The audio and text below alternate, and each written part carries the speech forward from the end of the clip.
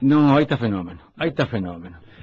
Inmensa alegría, estoy escuchando recién a Ricardo Flecha, a quien acabo de conocer, aunque no tenía gusto de conocerlo. Ricardo Flecha lo conocí a través de la música grabada.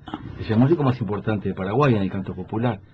Hace pocas horas, como quien dice, tuve el honor en Asunción, el 23 de septiembre, de estar con él. Y esta tarde, ahora tengo el gusto, el honor, también lo conozco a través de amigos, a través de comentarios, a través de los dos libros que he leído en dos momentos distintos de mi vida, y compartir un mate en estas pocas horas que está aquí en Uruguay, después de tantos años, con el escritor Daniel Chavarría, para mí es un inmenso honor, y en ese entendido quiero darte la bienvenida. Muchísimas gracias, Alfredo. Estoy muy cargado de emoción, a veces se me saltan un poco las lágrimas. Hace 18 años que no vengo por el terruño. Casi 2 décadas. Y por supuesto, uno echó una vida aquí. Entonces me encuentro con un Montevideo bastante distinto del que yo conocí, pero están las reminiscencias y reflorecen con el tiempo. Hoy estuve mirando la casa donde yo viví aquí en Julio Reyobes, y entre Canelones y Maldonado, el árbol, el plátano que había frente de la casa, que era de un tamaño pequeño, así más o menos, ahora no lo puedo abrazar con 2 brazos, ¿no? Ha engordado.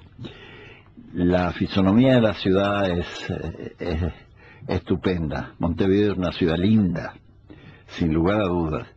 Se ven esos túneles de luz filtrada de estos árboles tan grandes, tan bellos.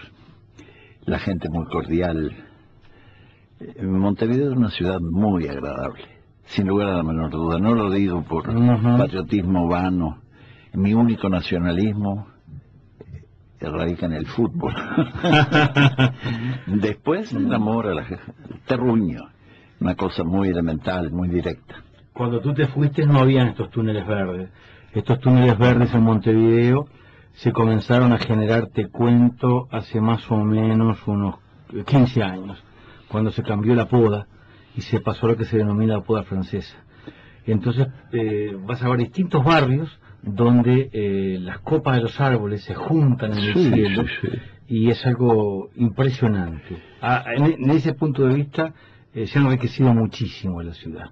Yo la primera vez que lo vi, hace como 20 años en Italia, en Roma, y el tipo de guía decía, estos túneles verdes. Yo decía, ¿por qué no tenemos un túnel verde nosotros en Montevideo?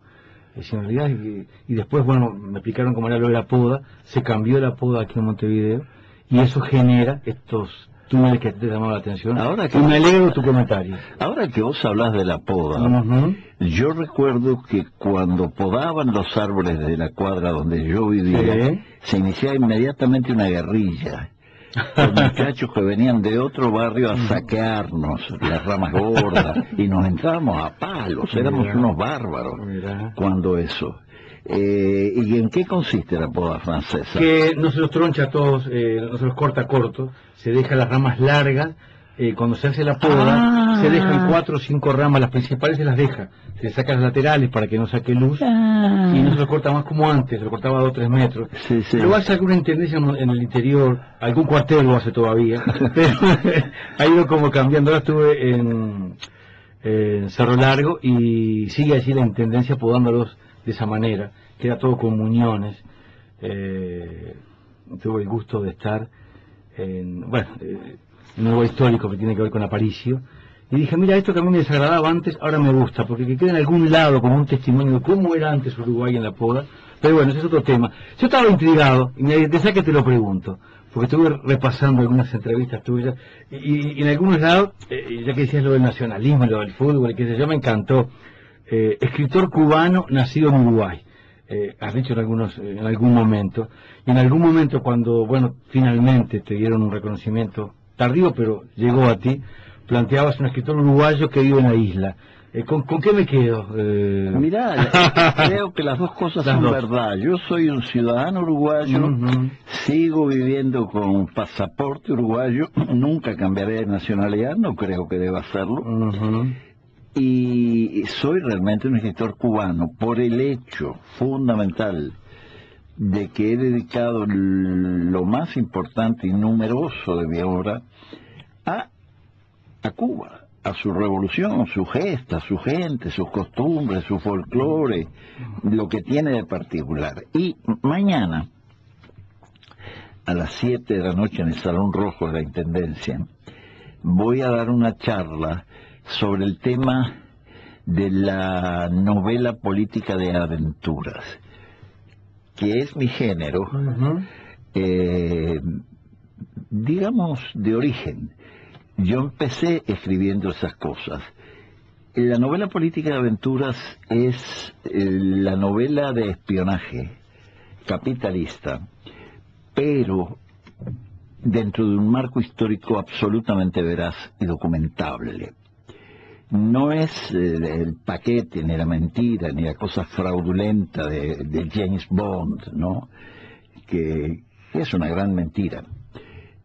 La novela política de aventuras es realmente algo muy atractivo que yo conocí por lecturas en Cuba. Sobre todo, la mayoría eran novelas soviéticas sobre la Segunda Guerra Mundial, la inteligencia y contrainteligencia en acción, y a mí me deslumbró eso. Leí varias novelas que a mí, como viejo comunista, me interesaba conocer y que entre nosotros aquí en América no circularon nunca.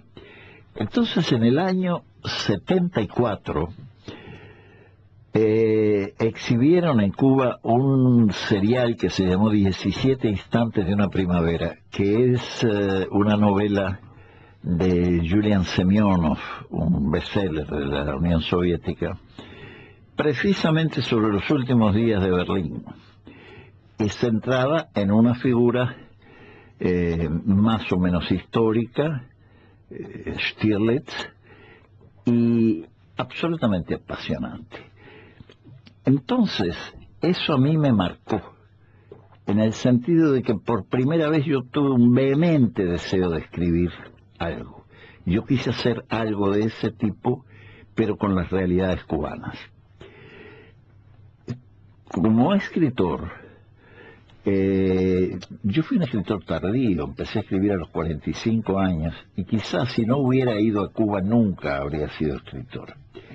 Yo hice varios intentos por escribir. Para mí escribir era escribir novela. Y la novela requiere una continuidad, una disciplina, un trabajo de todos los días, una cuestión muy laboriosa. Y si tú no tienes una estabilidad emocional, es muy difícil escribir una novela. Y además, para tener esa estabilidad emocional necesitas una estabilidad económica, una tranquilidad. Eso yo no lo había logrado nunca, lo logré en Cuba. Me sobraba tiempo. Yo aquí quise hacer muchas cosas. Me casé temprano, tuve hijos, quería militar, quería estudiar en la universidad, quería hacer cosas. Y era incluso torpe para ganarme la vida. Tenía que hacer cosas desagradables, vender libros, cosas para las que yo no estoy hecho. En Cuba entonces encontré las condiciones para escribir y descubrí que yo tenía un privilegio, que era la posibilidad de escribir desde Cuba, que es el único lugar de América Latina y yo diría de todo el occidente donde se puede hacer esa literatura. Porque Cuba es el único país, y era ya en esa época, del mundo, que estaba de verdad a nivel de aparatos de inteligencia frontalmente contra el imperialismo, contra los Estados Unidos. Yo no hubiera podido escribir esa novela con un héroe uruguayo, ni argentino, ni brasileño, ni mexicano, ni europeo, porque todos los aparatos de inteligencia eran vasallos de la CIA. eran alcahuetes, correveidiles de la CIA. Cuba no. Cuba estaba enfrentada terriblemente. Y además, me permitía a mí, por primera vez, quitar el monopolio de la novela de espionaje del ámbito anglosajón y crear un personaje latinoamericano, en este caso de Cuba, caribeño, que tomara ron, bailara salsa, comiera frijoles, hiciera las cosas que hace el hombre del Caribe, que es el hombre americano de cualquier parte, con ciertas características específicas, y siempre sobre cosas reales, posibles, creíbles.